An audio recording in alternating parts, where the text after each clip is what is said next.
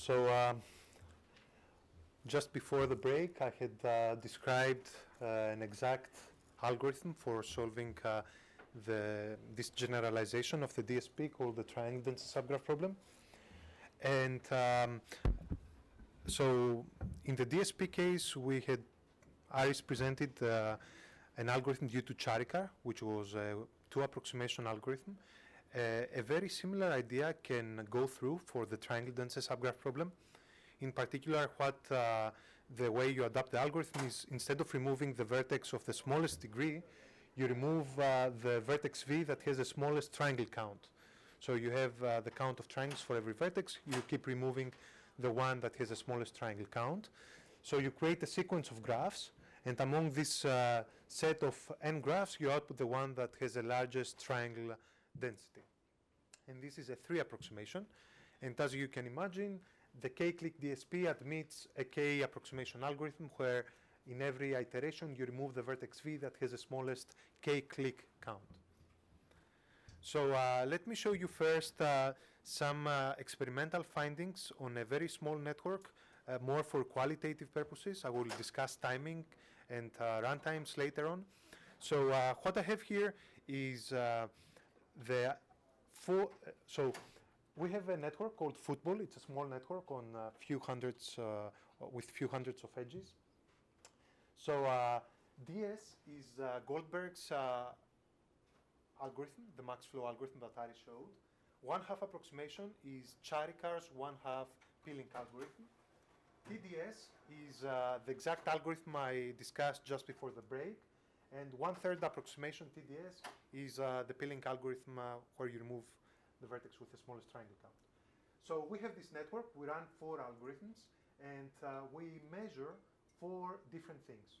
So first we measure the size of S as a fraction of the whole graph.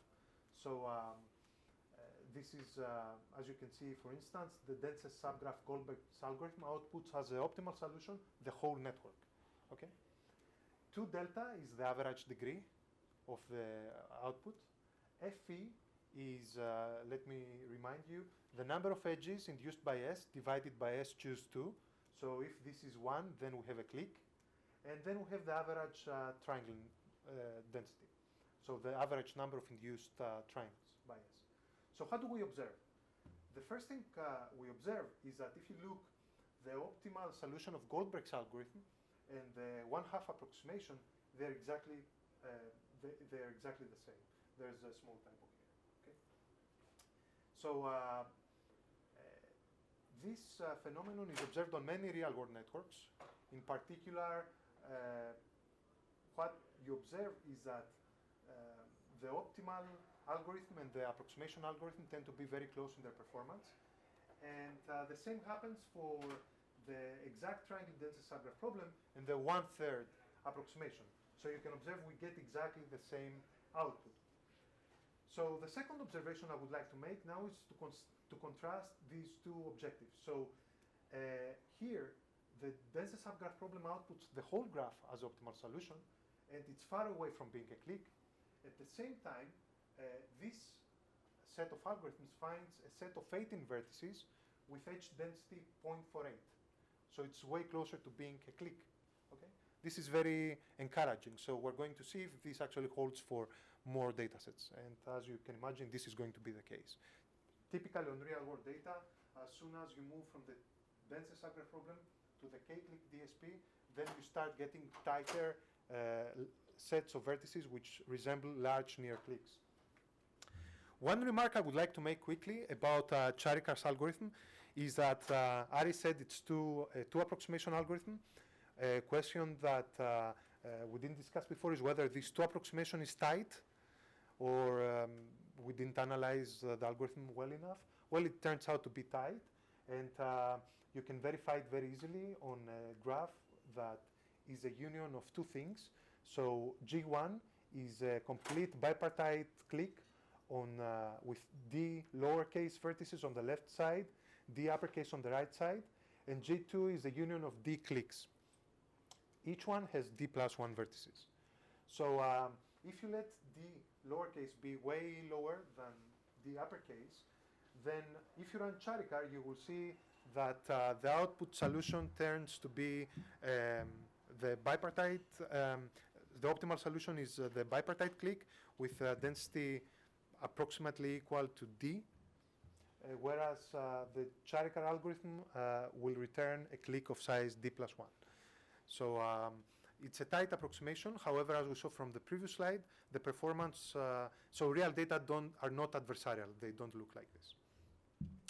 So the main issue with the exact method that I described before is that we construct this huge network where we count k cliques, and this is very inefficient both space-wise because we have so many k cliques for k equals 3, 4, and 5. And furthermore, the maximum flow computation depends on the size of this bipartite network. This is a main computational bottleneck.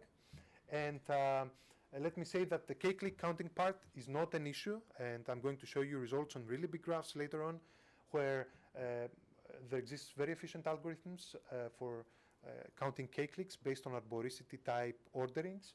And also, when it's an issue, there exist many efficient approximation algorithms for k-clique counting.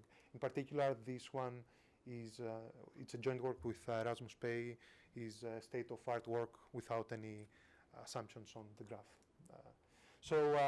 This is the main issue that we have to deal with in order to make the k-clique problem scalable, and that's something that we would like to have because it gives promise on finding these large near cliques on big graphs. So let me have, so in the papers, the DAB paper and the KDD paper this year, there exist many more data sets. Here I have just few to discuss them with you. So these are networks publicly available. These two networks, which are kind of separated, are bipartite networks. Okay? And you can see on this column the number of vertices and the number of edges. So as you can see, these graphs look very innocent in the sense that they're not massive. However, when you try to count triangles or 4 cliques or 5 cliques, so and you try to write down the file, it's more than 50 gigabytes, I think, for web Google or so on. So they look innocent, but solving the k-clique DSP on these graphs is a challenge. However, we were able to solve it. So there exists a very nice piece of code due to Andrew Goldberg, a max flow implementation that allowed me to see what happens for larger k values from up to 5. That's what I tried. So what you see for these networks is the following pattern. So here I record the edge density. As I said, the closer to 1, the closer to a clique, and the output size. And this is for every optimal solution for each k. Okay? So what you see is that the edge density increases as we move along from k2 to k5, and the output size decreases. So as you can see, for instance, for this data set, Goldberg's algorithm finds an optimal solution of roughly 19,000 vertices with edge density 0.11. As soon as you move to k equals 5, you find almost a clique on 62 vertices.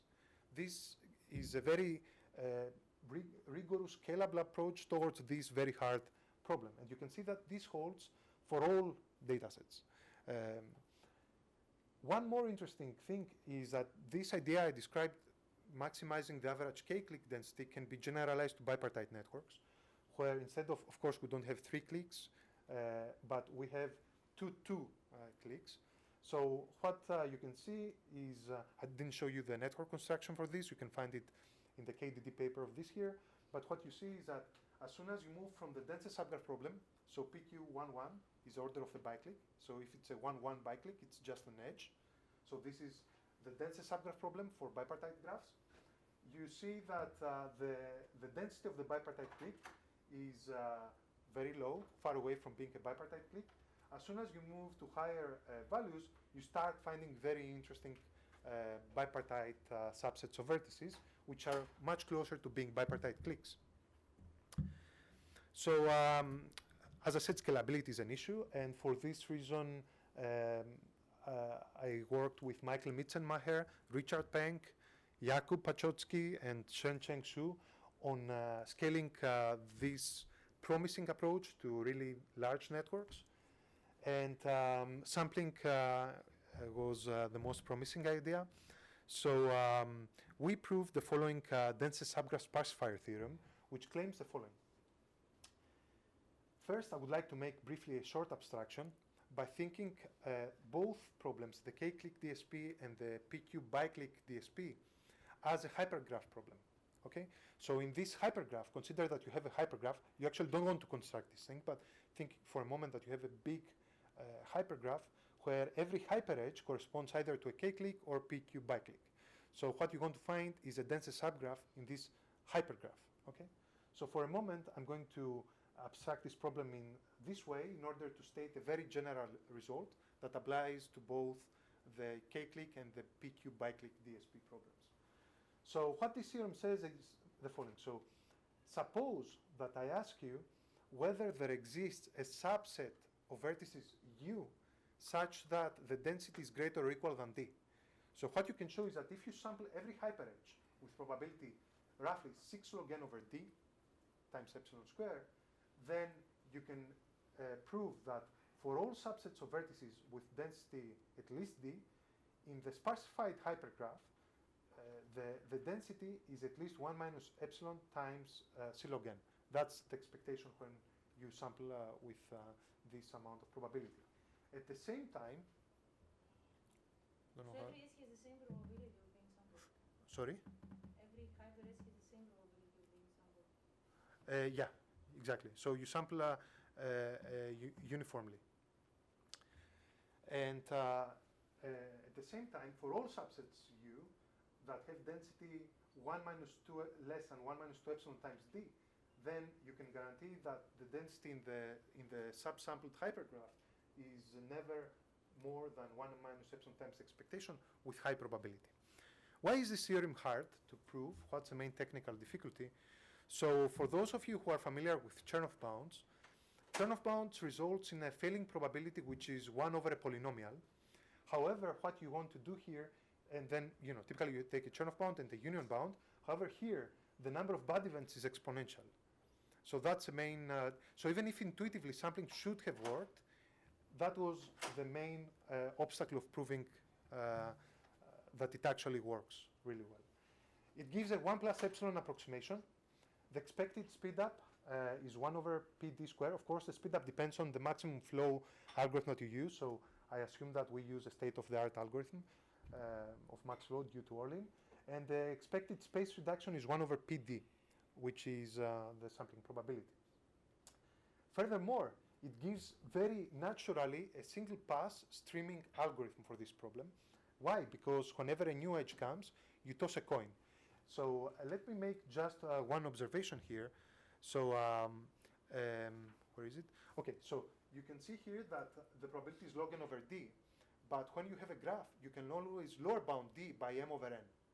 So you can set the probability, the sampling probability n log n divided by m. So you can get a sample of n log n edges, roughly, divided by epsilon square. And you can use that when your stream ends in order to run an exact algorithm and get a 1 plus epsilon approximation. Interestingly, so this result appears in this year's KDD. I'll present in a couple of days. So independently from our work, about 2 months ago, Esfandiadri, Woodruff and other collaborators, and also Andrew McGregor and other collaborators gave the same result. So that was a nice coincidence. So let me show you now some more numerical evidence of this family of problems. So here I consider the opinions network, and I consider the sampling algorithm. So for every value of k, I'm going to conduct 5 random experiments. So I'm going to sample my hypergraph 5 times. So what you see is I have 4 plots. On this plot, I plot the edge density. The closer to 1, as I said, the closer to a click. We plot the output size because it's crucial to see how large these sets are. If I tell you just I give you a set of density 1, then it tells you nothing. It could be just one edge. So you have to look both type of plots at the same time to make sure that your output is non-trivial. And then here is the accuracy, and here is the speed up. So what we observe is the same trend I showed you on the previous table. As you increase k, you increase the edge density that you find, so you get closer to a click. The output size reduces, but remains highly non-trivial. So, for instance, for K5, we find subsets of roughly 250 vertices, which are much closer to being clicks. At the same time, as you can see, things are very well concentrated. So instead of plotting averages and standard deviations, you can see for every experiment the corresponding dot. The accuracies are very high, greater than 95%. Typically, they're even higher. This is one of the bad instances of the algorithm. And the speed up. So here's what we observe. For k equals 2, the speed up is not impressive. And this is expected. Why? Because real-world networks typically are sparse to begin with. Okay? But as soon as you look larger values of k, the speed up explodes. So for K5, it reaches up to roughly 2,000 times speed up with respect to the exact maximum flow algorithm. So for the large nearby clicks, Aris showed this slide. So this is a very interesting problem in data mining. Aris said enough in the first part about these applications. So as I said, we can generalize the idea of k-clicks. For PQ equals 1, we obtain the well-known density subgraph problem on bipartite graphs. We provide in this paper with Michael, Richard, Shen, and Jakub a very general framework that can maximize the PQ biclick density. And I think this is of independent interest because if you know that some kind of pattern is an anomaly or something in your graph, you can use this framework to find regions in your graph that are very rich in this kind of pattern. So even if we look at the k-click and the PQ biclick, it's of independent interest. And as I said just now, we can use other type of subgraphs instead of these two.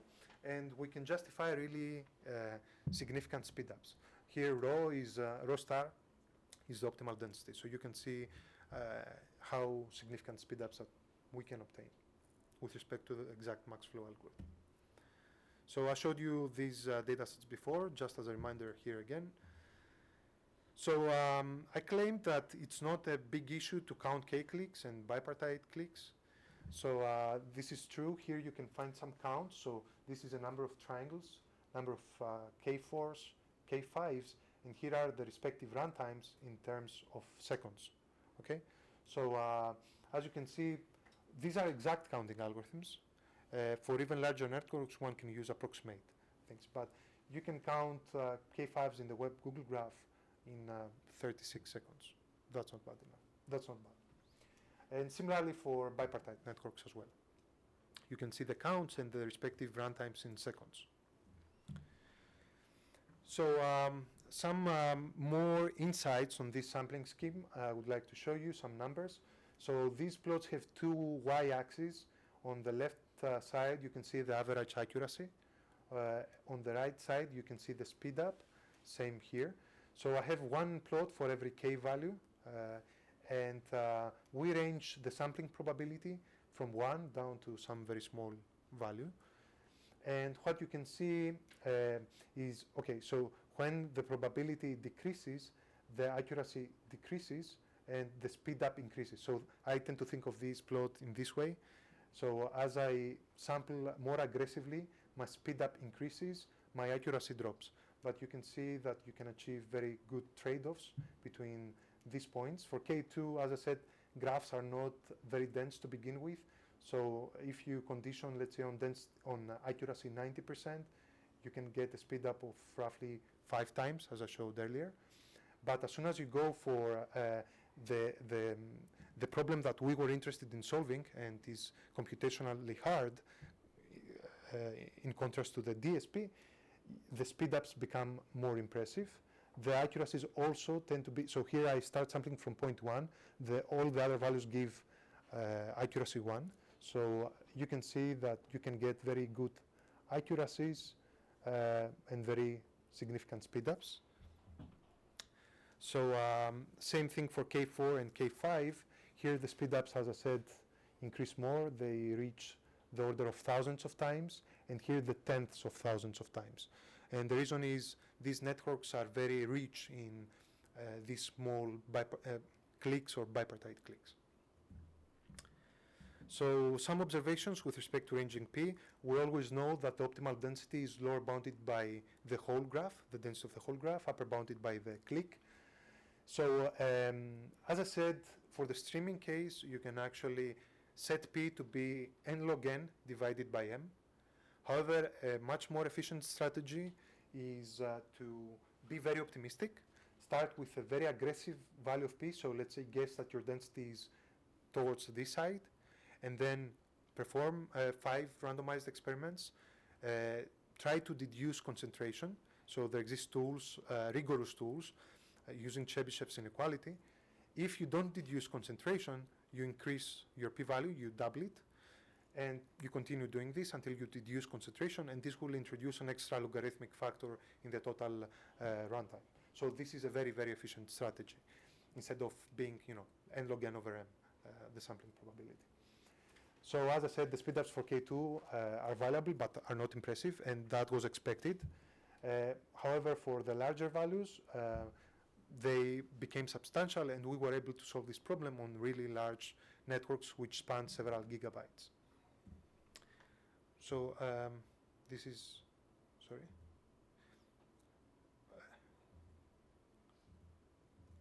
Yeah. So we used this tool actually to mine some real-world networks as well. So there was this paper by Jure Leskovets, Christos Faloutsos, and John Kleinberg at KDD about a decade ago or so.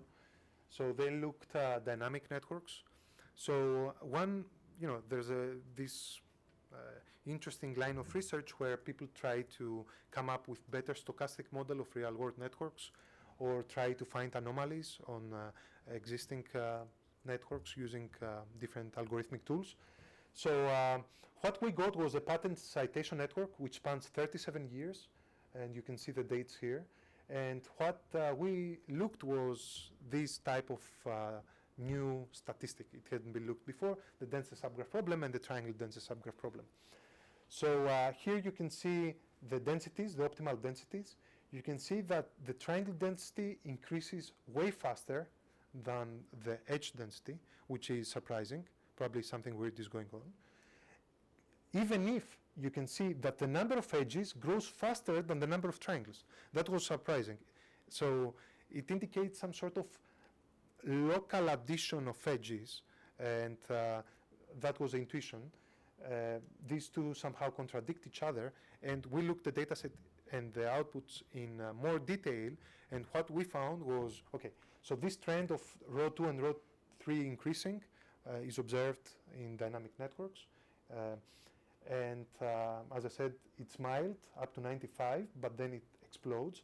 And this happens due to an outlier, which is the company Allergan Incorporation, which was a company that was citing all the previous patents. So as soon as we found this and we removed it, then the plots turned out to be much more natural for K2 and K3. So you can use this stuff to find outliers. We looked also at the autonomous systems dataset. You can see again the optimal densities for K3 and K2. One interesting thing I would like to bring up here, you can also see the counts of triangles and edges as time goes by, is that Jure and others showed that the average degree of a network increases as time progresses.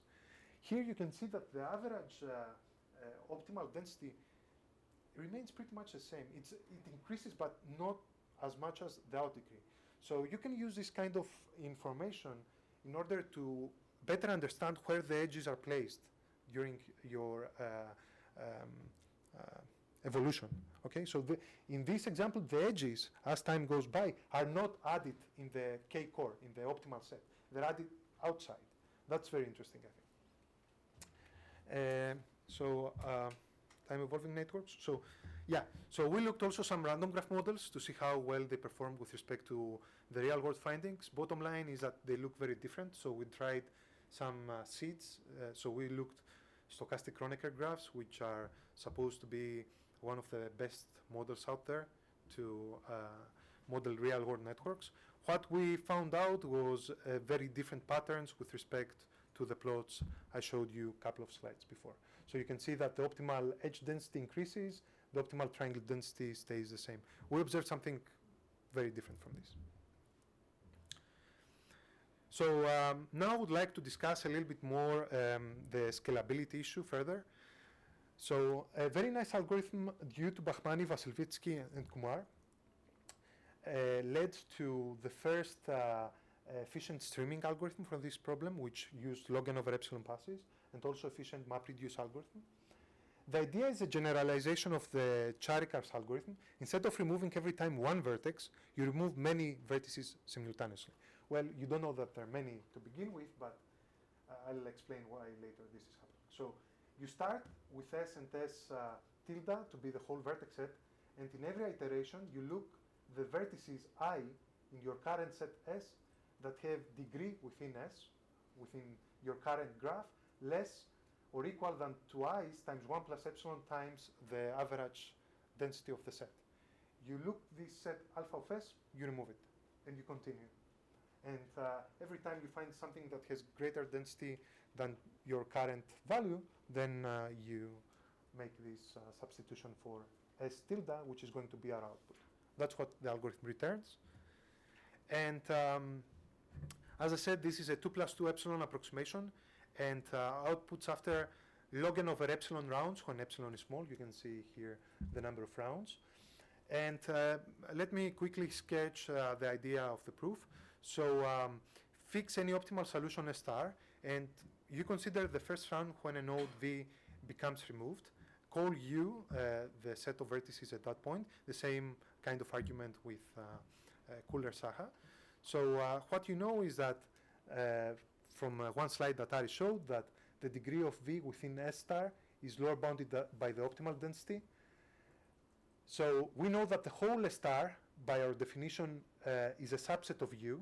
So we have this side of the inequality. And then by construction of the algorithm, we know this upper bound as well. So we know that rho of U is at least rho star divided by 2 plus 2 epsilon. This gives a 2 plus 2 epsilon approximation.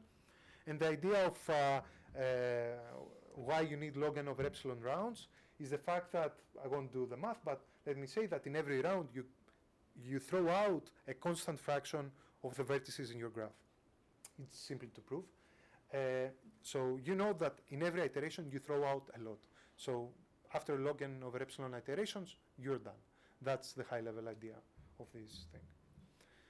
So the previous claim results directly in a 2 plus epsilon approximation algorithm that uses n polylog n space and uses log n over epsilon rounds. The same claim holds for MapReduce. It's really easy to implement. And after that paper, many people believed that log n over epsilon passes were likely to be necessary. It turned out, first from a paper that I had with Sayan Batacharia, Monica Henziger, and Danupon Nanonkai, that you can do it in a single pass. That was a stock 2015 paper. And as I said, the KDT paper and these two papers gave an improvement, which use a single pass and give a 1 plus epsilon approximation. So let me quickly mention a few variations of the DSP. So I talked briefly about the K densest subgraph problem. So you restrict the cardinality of S to be exactly K. This is known to be NP hard. Densest at least K, you have a lower bound on S. And densest at most K, an upper bound on the cardinality of the set. So the first two are known to be NP hard. I think the complexity, to my knowledge, of the densest at most K is open. It's conjectured to be NP hard, and there exists a constant factor reduction to the densest, to the K densest subgraph problem. So this is what we know about these problems. Let me quickly say a few things about the densest K. It does not admit a p-tas unless p equals np. One of the first papers that gave an approximation algorithm was due to Feige, Pelek, and Korsatz. And the state of the art is due to Bhaskara and others, which provides this approximation guarantee. All this run in polynomial time, of course. And it's a very interesting problem of closing the gap between the lower and the upper bounds for this problem. I think this is, so densest at least k is NP hard. The proof sketch I don't think is so interesting. Just let me say just one word. I had this here because it's a trick that may turn out to be useful in case you work and you want to prove something. So you turn out from, you have a graph and then somehow you create the union of a really big bipartite clique and your graph, and then you show that when you make the size of this thing large enough, you can solve the densest k-densest subgraph problem by solving the densest at least k on this large network. So Kuller and Saha have the details of the reduction. It's a very natural idea, appears in many other papers on proving this NP hardness. So the two approximation for densest at least k, I think I'll skip it for the interest of time. What I want to say is that it's tight, the two approximation is tight, and it can be shown from this network. I won't discuss this now. Some final remarks about this family of problems is that Anderson and Chelapilla proved that an alpha approximation for densest at most k implies an order alpha square approximation algorithm for the densest k subgraph. And Kuller and Saha, which is a really nice paper for anyone interested in this area, improved that theoretical result. And many algorithmic ideas that we showed for the undirected cases go through for directed cases as well, that we don't discuss here. So now for the next 25 minutes, I would like to discuss efficient algorithms for dynamic graphs. So let me define the notion of a fully dynamic gamma approximation algorithm. So such an algorithm is able to support the following operations. You can initialize your algorithm with an empty node graph, and at any point in time, you can insert or delete an edge from your graph. And then what we would like to be able to do is query and say, give me some gamma approximation of the optimal density in my current graph at any point in time. The performance metrics of a data structures is measured in 4 different metrics in this area. Space complexity, which is the total space used by the data structure. The update time, that is the time that you need to update your data structures when something changes in your graph. The query time, which is the time you need to answer a query. And of course, the pre-processing time, which we have to deal with no matter what, because we need to initialize the algorithm, right? So these are the 3 key points. The pre-processing time is once in the beginning, and we don't discuss it further. So one further comment I would like to make it's a distinction between the streaming algorithms community and the dynamic algorithms community. So in the streaming algorithms community, we primarily care about the space efficiency, okay? Whereas in the dynamic algorithms community, so when we have a graph that changes over time, we care about the amortized time per update. We would like to be really efficient. And typically the space is not of concern. It's linear space, so n plus m, okay? So in a joint work with Sayan, Monica, and Danupon this year at Stock, we provided the first result that was able to combine simultaneously the constraints from both communities. Okay, and we developed this algorithm in the context of the densest subgraph problem, but a very interesting research direction is coming up with this type of result. I'm going to show you the type of result for other graph-theoretic problems as well. So it's a really interesting direction, in my opinion, with a lot of promise for real-time analytics. Before I show you the main theoretical result from Stock, I would like to sketch the first, historically speaking, one-pass dynamic semi-streaming algorithm for the densest subgraph problem. I told you the algorithm of Bahmani, Vasilvitsky, and Kumar that used log n over epsilon passes. You can do it actually in a single pass and get a 2 plus epsilon approximation. And I'm going to be more technical at this point in time. Why? Because I think that the ideas that we introduced in order to get the results in the Stock paper are of independent interest. to get both the streaming algorithm result and the dynamic algorithm result, we introduced a graph-theoretic decomposition called the alpha DL decomposition, and both results rely on this structure. So it generalizes a well-known D-core concept, which is the unique largest induced subgraph with every node having degree at least D within the core. So let's see the definition. Fix alpha to be greater or equal than 1, D positive and some positive integer L. So an alpha DL decomposition is going to be a family of nested subsets Z1 through ZL if and only if they satisfy the following properties.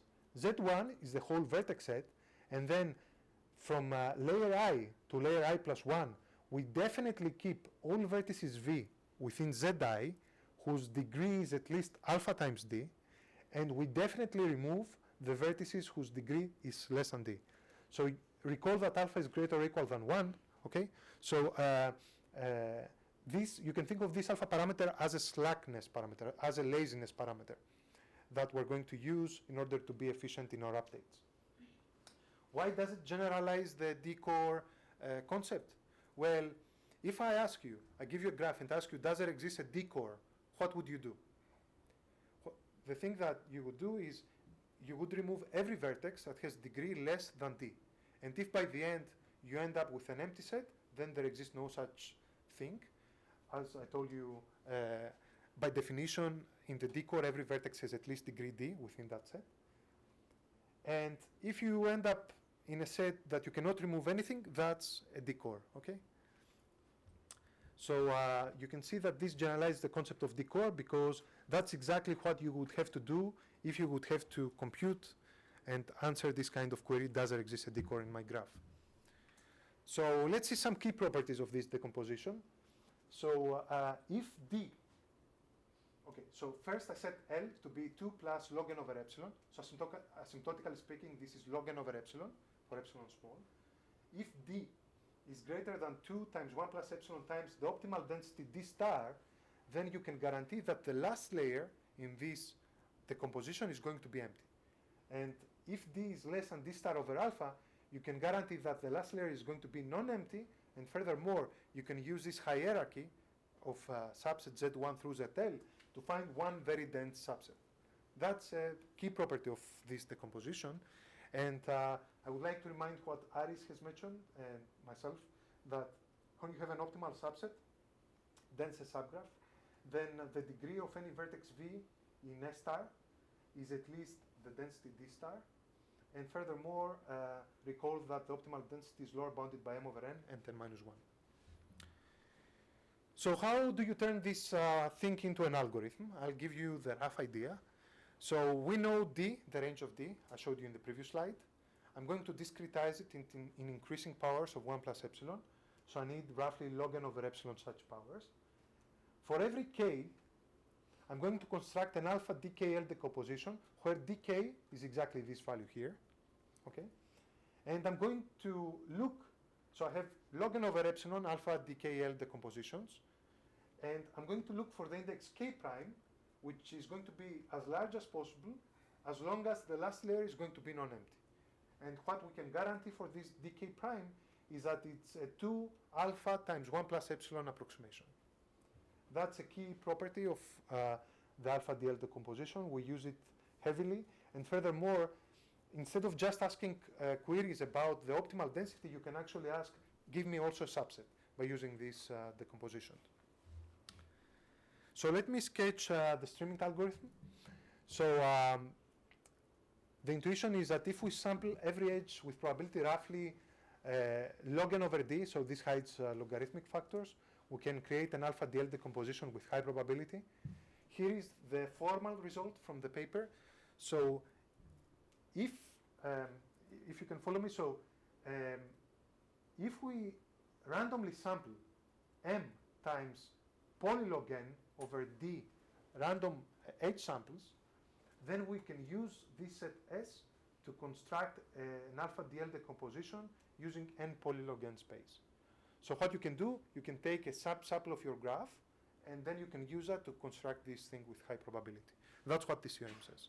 C is a constant here, M is the number of edges, L, recall, is log n over epsilon for epsilon small, log n, D is some parameter D.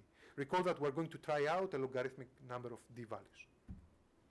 So once we have this set of random edges, what we can do, think that we have buckets. We place them in buckets, SI, and then we use these buckets to emulate the peeling paradigm.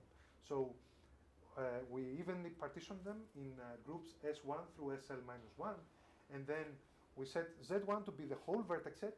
We look the first bucket, and we keep all vertices that have degree within the current set using edges from the ith bucket at least 1 minus epsilon times the expectation of the degree, right? Based on the remark that Aris has made and myself have made many times. Why? Because, well, if I'm in a denser subgraph, I know that my degree is at least the density, and I sample with probability log n over this density, so I expect this degree to be at least that much. Okay. So we use this peeling algorithm from it emulates Charalampos peeling algorithm. And how do you turn this into a streaming algorithm? Well, the only thing you need to do, instead of just one D value, you need to try out several D values. So first you guess the number of edges. You need a logarithmic number of such guesses. For each guess of the number of edges, you need to build log n over epsilon such decompositions. Alpha is going to be 1 plus theta of epsilon. For every guess of dk, we maintain a sample of n polylog n edges, because recall that dk is always lower bounded by m over n. And we perform peeling, and we find k prime. So that was a lot for a few minutes. If you have any questions, please interrupt me. The ideas are really easy to state. The technical details are somehow more involved. But as you can see, you have log n, a logarithm here about the guesses of number of edges.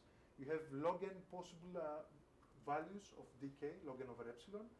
And then for every dk, you have n polylog n. So the total amount of space is some n polylog n. You have a bunch of logarithms, actually. But it gives a one-pass streaming algorithm, which improved by a lot the log n over epsilon passes. And one very interesting thing is whether this idea can be used to improve more MapReduce algorithms. That's another interesting possible extension of ideas in this paper. I sketched the case of insert-only streams, so only edges come and I sample. The case of dynamic streams can be used with a tool called L0 samplers. It's more advanced, so you can find references in the tutorial if you're interested further. And for the dynamic case, what we do, we maintain these alpha DKL decompositions in a dynamic way, efficiently.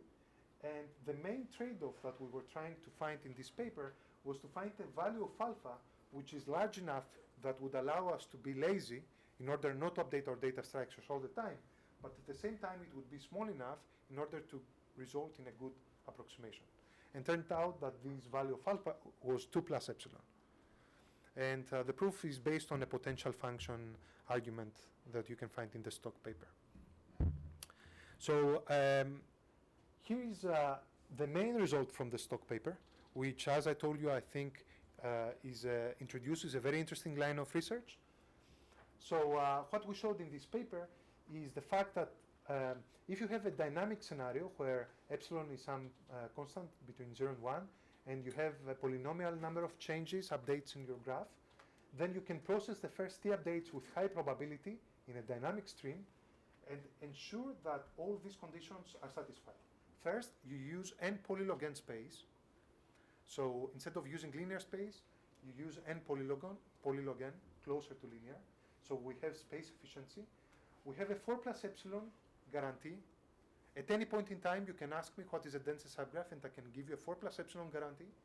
And I can ensure that in every update, I need polylog n amortized time in expectation. So what do we combine? The streaming algorithms community constraint and the dynamic algorithms community constraint, while giving very good approximation guarantees. As I said, the idea is that we can keep these alpha DKL decompositions in a very efficient way. The idea is very similar to what I described before, and the main issue, as I told you, was to find a really good value of alpha that would result in a very good approximation, and we were able to show that alpha 2 plus epsilon can give the previous theorem. You can find all the details in the stock paper. One remark I would like to make, just to indicate how hard this problem is, actually. So let's look a little bit here. So we have n polylog n space. Okay, let's say at time t, I have a sample of edges, n polylog n, and then something changes in my graph. Okay, so we need that sample to be a uniform sample of edges. As soon as one edge comes, we need to update our sketch in order to maintain the uniformity of the sample. Even this problem, not this algorithm, even the problem of being able to maintain uniform samples of edges in a dynamic setting is non-trivial. And I'll give you a rough idea of how you can do that. So if you want to maintain the random samples of n polylog n edges in an efficient way, you need to use these tools called L0 samplers, okay?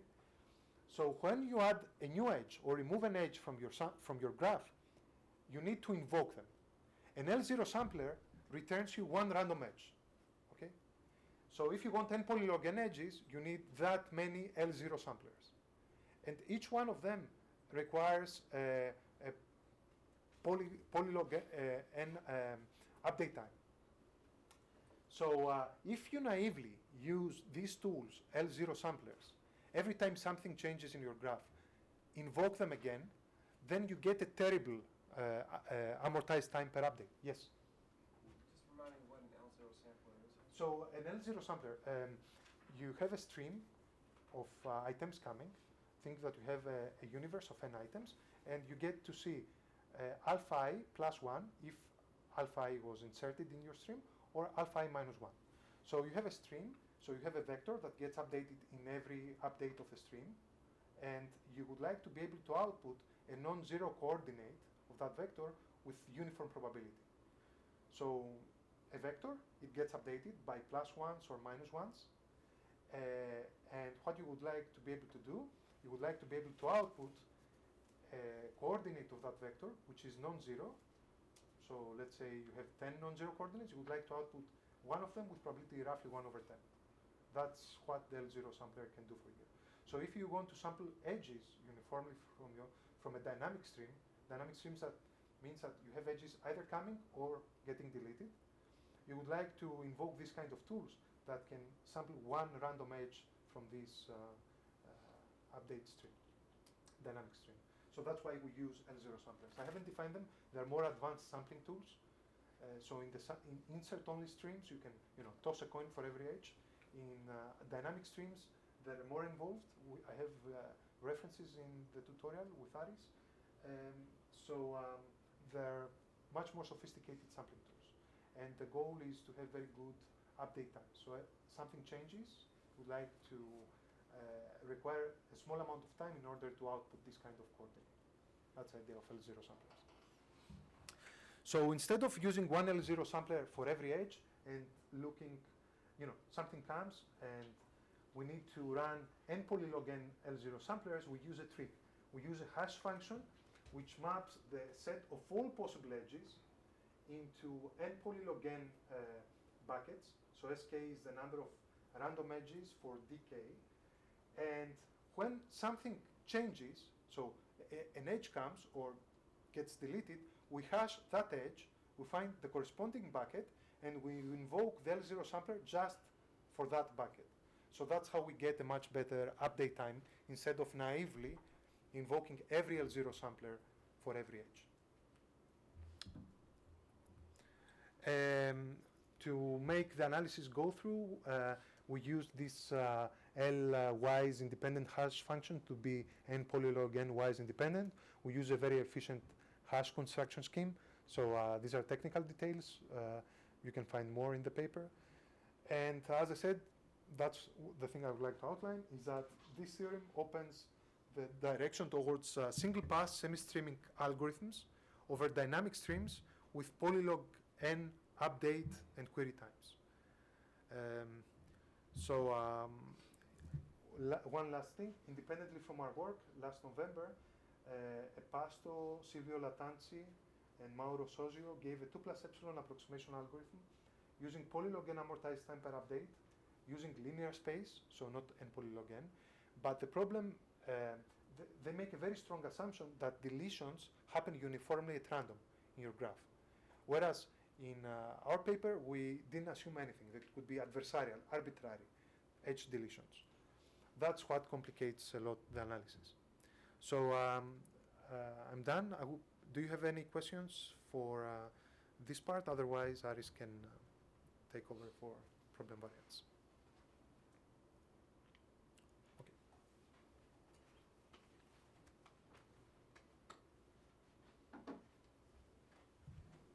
Okay, so we're going to slow down a bit and talk about applications now. And so the idea is to present some variants of the basic problem. So slightly different problem definitions, but still related to the main concept we are discussing, which is dense subgraphs. So, okay, so this works. Oh, this doesn't work. Okay, so okay, I'm going to. So this is a collection of applications and problem variants and so on. So and due to the time, I'm not going to present all of them. I'm going to select some of them, but you can find in the slides all of them, and you can go back to the references and so on. So the first I'm going to present is about core decomposition. We already discussed, someone commented about that. So there is this concept that it has been used quite a lot in social network analysis, the core decomposition, K-core, and so on. And you have already pointed out that this resembles a lot the algorithm of Tsourakakis that we have used, right? So let's try to be to explore a little bit more this connection. Okay, so this K-core decomposition, widely used technique for partitioning graphs. So we already, in the preliminaries, we mentioned the definition. So here it is again. So K-core is the largest subgraph where every vertex has degree at least K. Okay, and what is very interesting is that K-cores for different values of K can be shown to form a chain. So it's a kind of one core is contained in the other. So the K core is contained in the K minus 1 core, right? And so you remember what I saw before, the nuclide decomposition, that you had a forest. So this is just a chain that you have, like the densest core for the largest case in the middle, and then it's like an onion. You go, so you have cells. So the K minus 1 core contains the K, and it's and so on, right? And furthermore, it's very easy to find all of these cores and these cells. So, I call the cell what is for example, the K core, the K minus 1 core minus the K core is the cell, right? So what is left on the K minus 1, what is not in the K, and it's very easy to find this K core using an algorithm which is essentially Tsourakakis algorithm. So I mean, what we said before and what we have used many times during this morning. So we start with a graph, remove vertex with the smallest degree, and then you assign it to the K cell, and you continue. Okay. So this is very nice. Okay. So now let's see what is the connection of K core and the density, and in particular the concept of density that we have discussed, the degree density or the average degree. Okay. It turns out these two concepts are not so much compatible. And let us see these two examples. So let's focus on the one on the left. So on the left, so this is a core decomposition. So this is the inner core. It's a 3 core because its degree has degree 3. This is the second core. It's a 2 core. So here it's vertex has degree 2, and so on. This is the one core, right? The outer. Okay. So now you notice, very interestingly, that the density of the inner core is smaller than the density of the second core, where density again is our concept of average degree. So here the average degree is 3. Here is 2 times 8 over 5, so it's larger. Okay, so this is one thing. But it also goes on the other way. So here I have a graph that the whole graph is a 2-core because every node has degree 2, at least 2. And I cannot have a 3-core because if I remove vertices of degree 2, I'm just left with an empty graph. So the largest, the highest core here is a 2-core, which is the whole graph. But nevertheless, I can have a graph, a subgraph that has higher density. Right? So this is this subgraph B that is indicated here. So the density of B. So you see that like the concept of, so the inner core is not the most dense, and I can find even more dense that is either inside or outside of the core. So one thing that we were trying to do was to try to kind of remedy the situation. And we said, okay, how can we make the same thing that, the same concept that there is for core, this kind of nice chain and entanglement of one core in the other, but do it with a concept of density. So we would like to obtain a sequence of increasingly dense subgraphs. Okay, and in order to do that, we have, of course, to define appropriately the notion of dense. So what does it mean, dense, in this context? So here also, here was our definition. So this was the concept of what we call locally dense subgraph. So, and let's see how this works. So a locally dense subgraph is a subgraph for which essentially what you can do is it's denser than any subgraph outside this subgraph that we are considering, the subgraph H. So in order to formally define what locally dense means, we need the concept of augmented density. So this works as follows. So I'm going to consider the density of augmented density of X with respect to Y. And here Y is a set that is outside of X. So what I do is I take the edges of X as I was taking before. I divide by X because I'm looking for density of X. But in addition, I'm kind of helping X with other edges that go from X to Y. So I look of edges that go outside from X to Y. And I say this is the density of X with respect to Y. And now I say that the subgraph H is locally dense if the following property holds. So what I do is I take H is my graph that I want to prove that is locally dense, and I take any set inside of this subgraph H, so any set X, and I consider any set Y outside of H, and if the augmented density of X with a complement of, so with a symmetric difference Y minus X is greater than the augmented density of Y with respect to H, then I say that my subgraph H is locally dense. So, okay, I think this is confusing. So here is the example. So now, in this case, let's say that I want to consider, to say if is H a locally dense subgraph. Okay, what do I do? So let's say this is 1X and this is 1Y. Now, what is the, this would be the augmented density of X with respect to H minus X. So now I have all the edges that are in X, and I also add edges that are in Y, sorry, in H and not in X. So I also add these 3 edges because this is what this definition tells me, and this is 6 over 3. Question? Yes. I'm just trying to get the intuition here.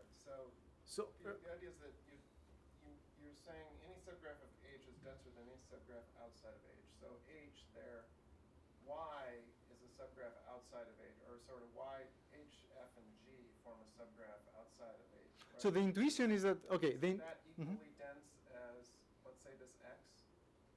okay, so when I consider H, so the intuition is I cannot take out a part of H that is inside and replace it with a part of, with some part outside. So if it is not possible to make this substitution, then my subgraph is locally dense. Okay. So this is the intuition. So this is what this definition is trying to capture. So I'm saying that I cannot make it. Okay. Okay. So now, what we can, okay, so you make this definition. So what we can show about this definition. So the nice thing is that, okay, as we are planning to do, we are targeting to do, so locally dense subgraphs form a chain. So I can really say that I can order my graph in a certain, in a chain. So one is included in the other. So I can have a sequence B0, B1 up to the last subgraph BK that includes, is the whole graph. And then the BI is the densest subgraph containing BI minus 1. So in particular, B1 is the densest subgraph. So this is what the Goldberg algorithm would give us, or the Tsourakakis would give us a 2 approximation. B2 now will be the densest subgraph given the constraint that it contains B1, right? So I say, now I found the densest subgraph. What is the second densest subgraph that I can find given the constraint that it contains B1? So this is what this definition tells me. So this is how I take this chain, and this would be really the densest subgraph. And now I can keep building this this chain and satisfying this certain property of density. Okay, so how to compute these subgraphs? So, okay, we can find B1, then we can delete it, but we can leave the edges because that because this will be, these are counted in, because now we are looking for a graph that contains B1. So our second subgraph will contain B1. So therefore, we're going to count the edges that go to B1, and then find the second subgraph B2. So this would be our densest subgraph. So this will be B2. That is the densest subgraph that contains B1. And finally, we delete that, and this will be our third type of the outer layer that is the whole graph. Okay. Okay. So this is how one would do it. So now, now is the kind of the most neat part, in my opinion. So, and this will reveal also a very interesting connection with Goldberg's algorithm.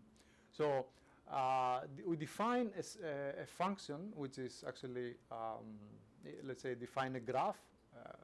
It's a family of graph parameterized by parameter alpha, and this is the graph X. Is a subset of vertices that maximizes this quantity. So it's the edges inside X minus alpha times the size of X. So it's what more or less Babis talked before about quasi-clique, but here I don't have all possible edges. I have the size of the subgraph X. So this is given a value of alpha, I find which is this subgraph X that maximizes this property. So now Goldberg showed, so this is exactly what, this was the Goldberg's construction, and he saw that that this, I can find this subgraph with this transformation to the mean cut problem, and there is some alpha, so that the solution that I find is the f of alpha is the densest subgraph. So this is what we saw in the first part. So our extension was that, in fact, this family of functions parameterized in that way is the sequence of locally dense functions. And for every locally dense function in the way I defined it before, that the first is the densest subgraph, the second is the densest contain the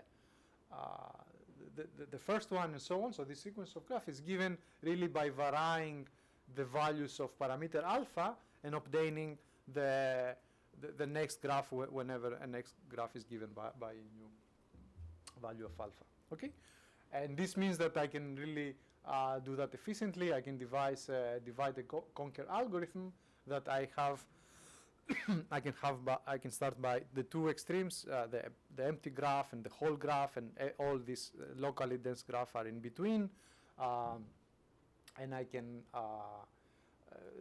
search for all. I can enumerate all values of alpha that they give me a different subgraph. So this is here, and I can really enumerate this sequence of locally dense subgraphs. Okay. Okay, so I think this was the main point. So we can also show that we can obtain an approximation guarantee. So we can adapt Tsourakakis algorithm and get a factor 2 approximation. So, and in fact, so there are two results interesting. So one is that the k-core decomposition, the classic k-core decomposition, gives a factor 2 approximation on this concept of locally dense subgraphs. Okay. And we can also adapt Tsourakakis algorithm and obtain a factor 2 approximation on this concept of locally dense subgraphs. So this is the extension of Tsourakakis, and this gives a factor 2 approximation. So we have these three different algorithms. So the exact, the original k-core decomposition that we can use it as an approximation, and adapted version of Tsourakakis that we can also use to solve this problem. So they don't behave, so they are kind of, this is how they behave. So we see that, so here these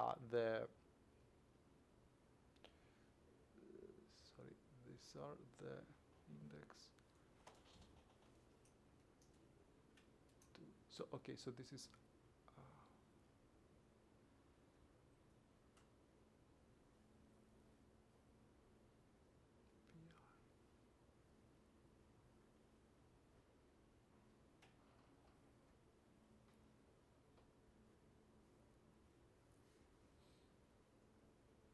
okay, but I'm a bit.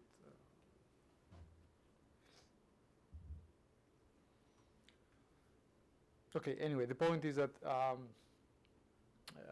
you see how the three algorithms behaves with respect to the property of locally dense.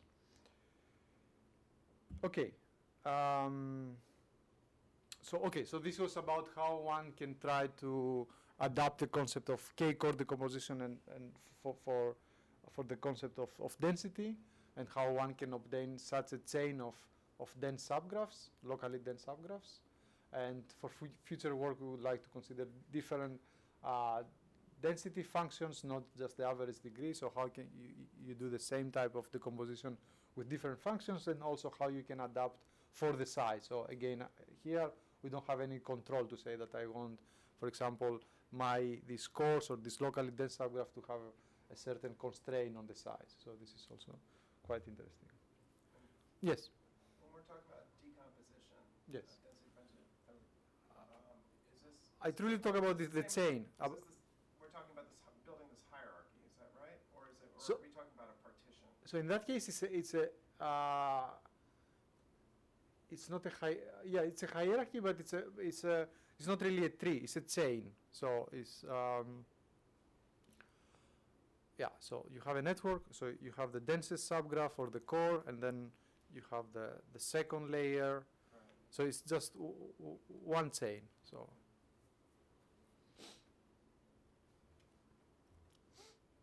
Okay, so this was one problem variant, and shows the connection of the k-core to density, and also in particular to how this very nicely extend Goldberg's transformation.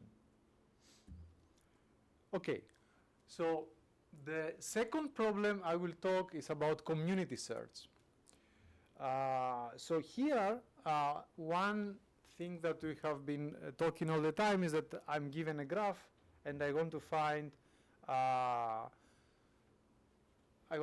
the densest subgraph. And no, okay, we talk about variants that you are constraining the size and so on, but what about other type of constraints? Okay, I have different properties that I require from my graph. One thing that really happens in many of these situations that I'm looking for communities or for dense subgraphs or whatever, is that usually the communities are overlapping. When like for example, the community I belong, if you consider social network, I might belong to many different communities. So in the KDD community or my university community that is different, or with community of my friends or so on. So it's somehow very restrictive to say, find me the best community or the best subgraph that one person belongs. But once you give more, you make a query and you say, give me a community that 2 or 3 people belong, then somehow you immediately take away this this ambiguity that it exists and becomes more clear. So I say, what is the community that me, Babis, and Jeff Webb participate together? So it's very clear that this is the KDD community. So now the problem that one consider is a community search problem or a dense subgraph problem, but with respect to query nodes or query vertices. So we're given a graph as before. We are given a set of queries, Q, so these are the query vertices, and we're going to find a community or a subgraph that contains the query nodes. Okay? So one of the papers that we published in KDD some time ago, we call it the cocktail party problem, because the idea is that 3 people get together, they want to organize a cocktail, so who else they should invite so that this cocktail is kind of coherent and everybody knows everybody and it's really a well-defined community, but also has other applications, for example, in tag recommendation, or some applications to when you want to form a team of, so you're in a company and you're looking of people to solve a certain task, so you look for some engineers, some people who know certain programming languages, some managers, some data analysts, and so on. So how you can really form such a team. So you are really having certain constraints that you say, I want this person and this person, and I want this skill, so you can formulate this problem to look for a dense subgraph with that contains certain query nodes. Okay. So actually, this goes even further back to KDD 2006 by Hang Tong and Christos Falouchos. They consider a problem that had very similar flavor, so they call it the centerpiece subgraph problem. So in their formulation, they are given a graph, a set of query nodes, and their goal was to find a connected subgraph of the original graph that contains the set of query nodes and optimizes a certain goodness function, h of h. H is the subgraph that you are looking, and the concepts that they use in order to solve the problem. So first they had some, they call it k-soft and conjunction. So I want every node in my set or my subgraph that I return to be well connected to at least k vertices of the query vertices, and I want the vertices that I return on my subgraph to be good, like to have to be reachable from the query node. So they formulate that in a goodness score. So this, if I have a query node Qi in the query nodes, I say that I can define the goodness score of h with respect to I, or I can also extend that and say this is the goodness score of h with respect to q, and then I'm looking for a subgraph that contains the query nodes and maximizes this certain goodness function that you are looking. So this was their problem, and so how they defined the goodness score was via random walk with restart. So essentially, we say that the node, the vertex j, has high goodness score with respect to I if it is likely to hit or to meet j when I make a random walk that starts with qi, right?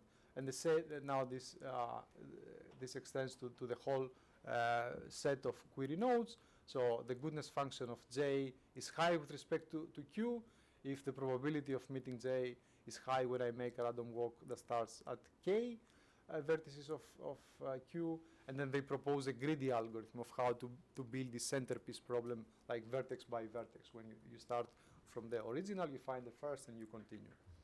And they have kind of nice intuitive results.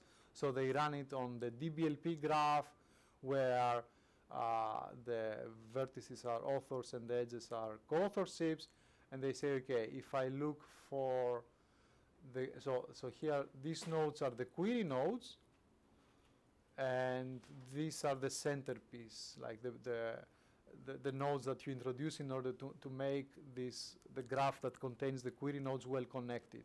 So now this is the query, these 4 nodes, and the k soft-end parameter was 2, so they just need to connect 2 of them. So now you see that you can connect 2 sub-communities within the big data mining and machine learning community. So one is more on data mining, the other is more on machine learning. But when you increase your k parameter, so I think this was 3 or 4, then you have to introduce to include other people, so that are both, they bridge these 2 communities. So they are both machine learning and data mining. So Heikki Manila, for example, or Porik Smith, and so on, right? Or also Christos Faloutzos is here, so to make this. Okay, so this is the type of result, and this is really addresses the problem of how to do to find dense subgraphs or well-connected graphs. So this actually does not optimize directly a notion of density. They optimize, they define what they want to optimize. But the point here is the query node. So how do you solve the problem with query nodes? Okay, so we also work on a very similar problem, but define a different notion of density. So here we are given the graph, the set of query nodes, and we want to find a connected graph. So similar constraints are before. We want to optimize our subgraph that we return contains the query nodes, and this time we want to optimize a density function of. So you can put here some of the density functions that you have seen in this tutorial, and possibly other constraints, so that you might have size or distance to certain nodes or so on.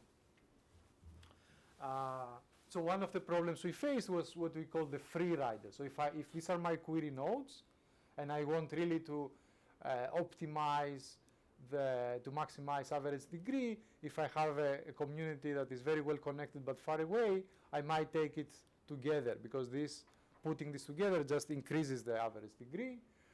So in order to go around that, use 2 tricks. One is to use the mean degree as the density function. So if you use here the mean degree, you drop this guy because it has minimum mean degree. The other remedy was a bit similar to what Christos Faloutzos and Tang had done. So to use some distance constraints. So we say that, okay, we want to find our graph to be also to have nodes that are nearby to the query node. So therefore, it doesn't make sense to consider some nodes in this click, because possibly they are far from your graph. So you would like really to return this connected graph when these 2 green nodes are the query nodes. Sorry. Yes. Just use the decay function, which you just use the distance decay function. Distance decay function. Yeah, if it's far away from the frame. Yeah, so this was a constraint. So we say that, yeah, so I want to, all my nodes, yeah, there is a threshold B, yeah. Okay, and what it happens when you define your problem like that with a minimum degree? It turns out that you can adapt Tsourakakis algorithm, but this time you find the exact solution, right? So now you do exactly the same thing. So you start with your graph, your query nodes. So this is the difference. You have the query nodes. So you can start peeling the graph. You also have your distance constraint. If some nodes are far away, you drop them. If some nodes are otherwise, you just remove the smallest degree. And out of all of this sequence of graphs you generate, you produce, you output the graph that maximizes the minimum degree. And this gives you the optimal solution in this time, not an approximation. So this is kind of interesting. Okay. Okay, and here is an example of how this is supposed to work on some real data, again DBLP dataset similar to Fallujah. So here, what is the intuition of this example? We took Christos Papadimitriou, who is a computer science that has quite many interests. So also, for example, in database theory, in complexity theory, in algorithms, in data mining, and so on. And we say, okay, what is the community defined by Papadimitriou, Abiteboul, and Kanellakis? So these are all database theory. And indeed, you see Ioannidis, Hellerstein, Ross, Ullman, Mosevardi, and so on. So these are really, you are able to get the database theory community. On the other hand, if you say what is the community defined by Christos Papadimitriou, Avi Widerson, and Lance Fortnow, then you get a complexity theory community, right? So all the other people. And in this case, Christos is not even connected with Avi and Lance. So this is this type of results that you can get. Okay, we also saw how to really extend that in order to address very general monotone functions. I think I'm going to skip that and go to the next variant, for possibly the last for today, which is the heavy subgraph. Okay, so here the twist is the following: that now in that case my graph has also additional attributes. So in particular, I have a graph. Okay, these are the vertices, these are the edges. But this time I also have a distance function. So like think of this as, for example, points on a map, the vertices, and distance, and there is an edge, there is a road, for example, and distance tells me how long is this road. Okay? And in addition, I also have weights on the vertices. So now there could be some things happening on certain locations of the city, and this W function tells me what is the intensity of this activity that is taking place in that location. Yes? Is the distance an actual distance? In other words, it satisfies the triangle inequality, or is it just an arbitrary? You can have both ways. So it's not specified here. So if it is a road network, then it will. If it is on the shortest path, well, the shortest path distance in most cases it will satisfy, but I can imagine you have cases that it does not. But so it's not specified up to that point. Okay, so now what is the problem we want to solve? Now we want to find a subset of vertices. So okay, so that the total weight of S is high. So again, the intuition is that the weights of the vertices record some kind of activity. So I want to have a lot of activity, right? So total high weight. But I also want the vertices to be close to each other. All right? So this could be some kind of a local event, something happening, a lot of activity, a lot of sensors, let's say, are triggering and are all close to each other. Okay, so I have, so how do I formulate that? Okay, I want to find S so that the sum of the weights of S is as high as possible, but I also want, these are the, let's say, I have many ways to say how close is a set of vertices. I just pick one here. We also explore some other ones, but one here is that I look all pairwise distances and I just sum this up. Okay? Now this, the first, the total weight is something I want to maximize, so I want a lot of activity. This is something I want to minimize. I want all of these vertices to be close to each other. So I want to have two objectives. One I want to maximize, one I want to minimize. So just to make kind of a single objective and combine this together to aggregate, we just consider lambda WS minus DS. Okay, and lambda is a parameter that controls the importance of the two parts, how much importance you put on the activity versus how much you put on the distance. So this depends on the application or on the system and so on, right? But this is the objective. And the application is really what I have been telling you. So we would like to find events in networks, or okay, locations and activities. What I talk about. So we like to find some neighborhoods, like some compact regions that have high activity. So we really started working on this problem, looking at data from this biasing network in Barcelona. It was easy to crawl the data. I know. So these are the stations that you can take a bike or leave a bike. So it was easy to crawl the data and see how many bikes each station has, and then say, okay, in that station on a Monday morning like today, I expect to have a lot of bikes, and this particular Monday morning I have very few bikes. It means that a lot of people took the bikes and they had to go somewhere else. So there is something unusual happening. So the question is, can you find neighborhoods that something unusual is happening, right? Or, so for example, this could be a normal day that nothing is really happening. So you have some stations, high activity, but they are far away. This could be an event day, so that there is really something in the city, a lot of celebration, some parades or so, and the people go there and there is some disruption, and you really want to find that or to monitor that in real time and so on. Similar, very similar thing in Foursquare, where people are checking in. They might all check in a stadium, go to attend a concert or a sports event, or in Twitter, then it's an earthquake. People start tweeting about the earthquake happening in a centralized location. So how do you really find fast these events in order to react if needed? Okay, so this is the problem I formulated before. I want to maximize a function that combines the two components, the total weight minus the distance. So usually the tools I have to deal with this problem, if you think that you want to do some, okay, this is an NP-hard problem, in fact. If I want to go for developing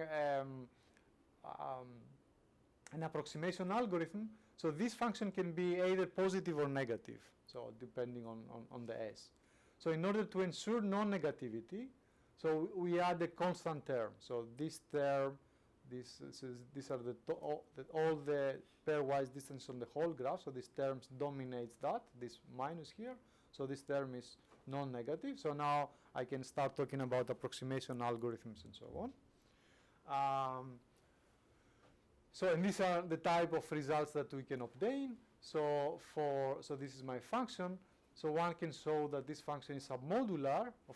On the other hand, it's not monotone. So if it was both submodular and monotone, I could apply this well-known 1 minus 1 over e. But it's only submodular, so I can obtain just a 1/2 approximation if I run greedy algorithm. Right? At the same time, I can also solve the problem by map to a max cut. So if you remember at the beginning, I talked about these two problems, min cut and max cut. Min cut was polynomial, max cut is NP-hard problem, but there is an approximation algorithm. So interestingly enough, the density problem, the densest subgraph problem maps to the min cut, but this variant, the particular variant we have been discussing, it maps to the max cut, and there, which is of course cannot match to min cut because it's an NP-hard problem. So we can apply this type of technology, this semi-definite programming, and obtain 86% approximation guarantee. Okay, this is anecdotal evidence of some of the events we found. So the event I saw before, it was real. You can also get it. So we also use Twitter and Foursquare and find some events, for example, like some Independence Day, a Memorial Day in the US, Labor Day. So these are, I don't remember if it was Twitter or Foursquare, but this was social network. Right? So the last, I think, again, we don't have time, so let's conclude. And yeah, maybe Babis can start by some open problems. So maybe an overview of what we have been discussing. And yeah, so some concrete open problems with respect to what we discussed today. So with respect to the dynamic algorithm, I showed you the main result from stock. That was a 4 plus epsilon approximation. Can we improve this guarantee? We don't know how to deal with weighted graphs for now, for this dynamic setting.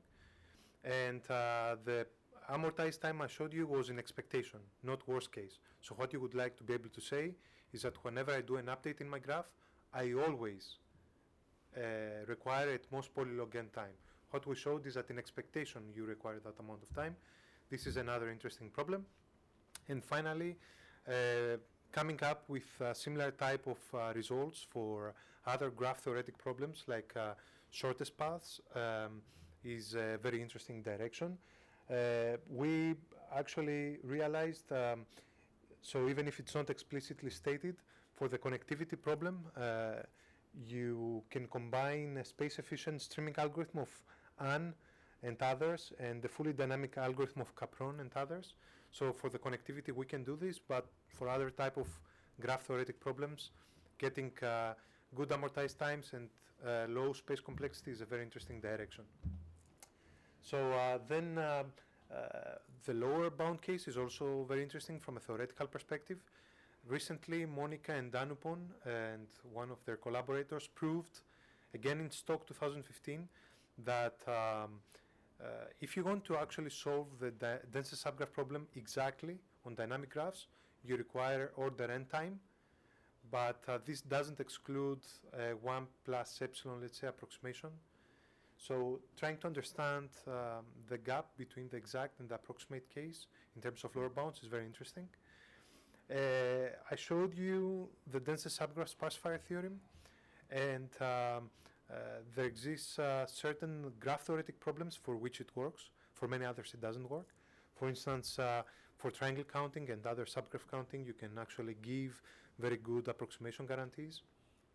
And I think Alex Dimakis also have a paper on this a few days later. So a very interesting problem is for which graph-theoretic problems does uniform sampling work. Recently, Sfantiadri showed that for Dmax-Cat and D-Summax clustering, uniform sampling works. They gave also some more results there in that paper. So trying to understand properties of uniform sampling with respect to scenario where you have an exponential number of bad events and failure probability, which is 1 over a polynomial, is a very interesting open direction. So yeah, okay, some more problems. So actually, we already had some discussion about the top K densest subgraph. We discussed it in some during some question, but there was also one of the problem variants that there was no time to talk about that. But I think this is also a new area. So there was a paper in Wisdom this year of how to find top K densest subgraph. First of all, what does it mean? You don't get a complete partition of the graph, but you also don't get this join graph, so you want to allow some overlap. So how exactly you define the problem? So there are already some preliminary solutions, some good work actually, but there is, I think, more room for improvement, new algorithm, new definition, approximation guarantees, and so on. Then what I talk in the last problem application, the heavy subgraphs to find events, I think again this has room for improvement and nice work. So how one can incorporate temporal and spatial information, right? Also, how, for example, in particular application I only talk about spatial. I did not talk about temporal information. So dynamic graphs, I think, are very interesting, and also there is a lot of recent work. So this is something one could look. Okay, then I talk about the community search problem. As far as I know, there is no work on how to solve this in graph streams. It would be nice. So now you have a graph stream, and I give you a set of nodes. How do you find a dense subgraph that contains these nodes? So then you have the usual trade-off of pre-processing versus query time. So do I do some heavy pre-processing so that I'm able to compute this dense subgraph with respect to the query nodes, or I do it during the online time, and what kind of structure do I build, how efficiently I can are my queries standing? So there are a lot of variants. I think there's a nice opportunity there. Okay, the last two is more kind of systems oriented. So there is already a rich literature on the area. So maybe we would like to incorporate the developed techniques on some real system and do some real-time analytics.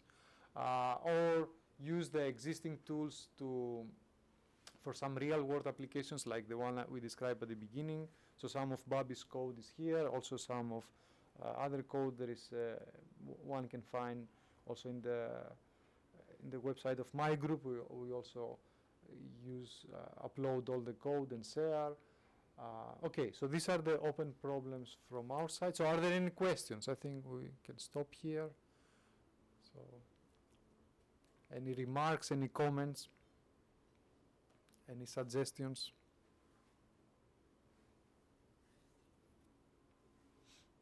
Yes, please. I guess, again, there was earlier a mention on the community detection and the problem of, he said, requiring a non-overlapping and complete partitioning of the set of vertices as a community detection problem. And I was sort of getting a little, I sort of missed which was the approach that sort of attacked that, right? Because we were sort of, I didn't Yeah. hear, okay, this is an algorithm that directly addresses that problem. Yeah, so I think this is on purpose in the sense that this is a very big area. It's a kind of the community detection graph partitioning area. It's really a big area on its own right. There are many surveys, tutorials, and so on. So this problem is not exactly the same because of the different reasons we said before, that we find one subgraph and so on. If you want to find K, you find overlaps, you don't, okay? We don't look at the cut. So we would really, I mean, there are obvious connections, but we try really to emphasize on this particular density discovery problem and stay out of this community detection. Just because there is so much work and one can find so many things and many tutorials. Sure. Maybe you should have some slides on bringing up the connection in the next version of that, so to make really clear that there is what is the separation. So one remark I'd like to make is, the dense subgraph problem and the community problem, mathematically formulations are different. For instance, you can have communities which are very sparse. For instance, think that you have a very, let's say, sparse expander, 3 regular random graph connected with one edge towards the rest of the graph. So this is clearly a community, but it's not a dense subgraph. So the finding dense subgraphs and finding communities is not the same problem. However, there's been work by, we have papers on the website. For instance, I recall Youssef Saad and one of his students. They showed that in many cases there exists a good correlation between finding dense subgraphs and having good community properties. However, from a mathematical perspective, the formulations are kind of different. Correlation, you mean on real networks? Yeah, on real it data. Just happened that the two Yeah. things. Yeah. So,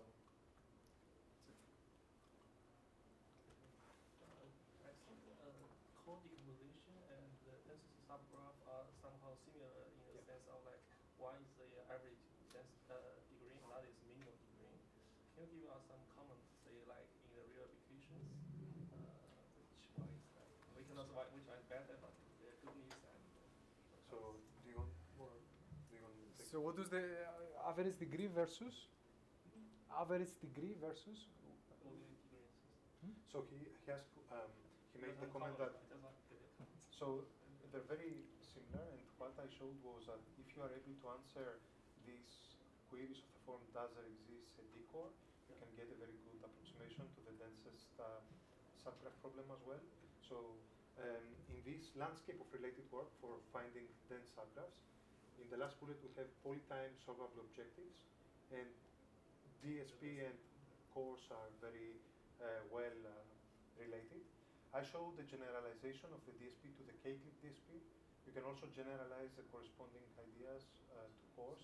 And there was a recent DAP paper where actually they had such a generalization. The one that had this fancy figure of hierarchies in applications. So the DSP, it's an optimization problem. You try to maximize something. The K-core problem, you try to find a set which has a certain properties. They're really closely related from an algorithmic perspective. Yeah.